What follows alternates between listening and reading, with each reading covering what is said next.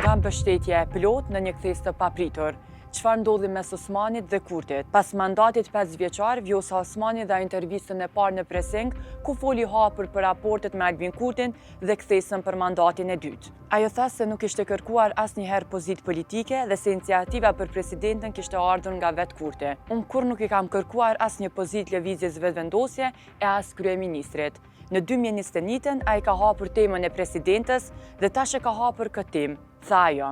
Fillimisht kishte mbështetje të plot për vazhdimin e mandatit, pa asnjë hezitim për kandidaturën e saj.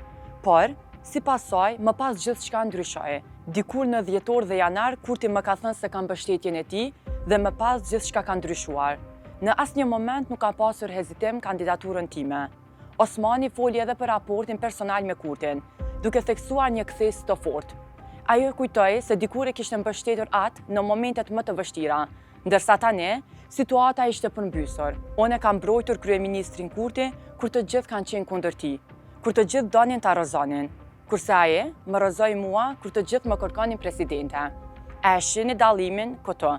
Një tjetër pikë që tërhoqi vëmendjen ishte roli i presidentit në politikën e jashtme. Osmani tha se kishte marrë vlerësime të larta për përfaqësimin ndërkombëtar, por u shpreh befasuar me kërkesën e fundit të Kurtit.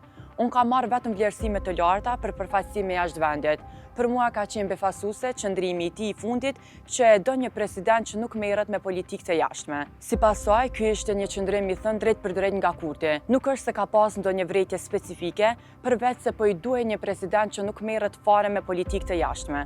Ma ka thënë mua personalisht. Në fund, Osmani dha mesazhin për gjithë mandatin e saj. Çka e them me bindje të plot është që gjithnjë ka qenë një qëllim i mirë, që të mbrohet interesi qytetar dhe i shtetit tonë. Intervista e Osmanit u duk më shumë si një mbrojtje e punës së saj, duke theksuar her pas here që kushtetuta e kërkon angazhimin e presidentës në politikat e jashtme, që në një formë duke pak a shumë edhe si një arsyetim që t'i kërkohet Kurtit se pse ka punuar në këtë pjesë e më pas edhe qytetarëve.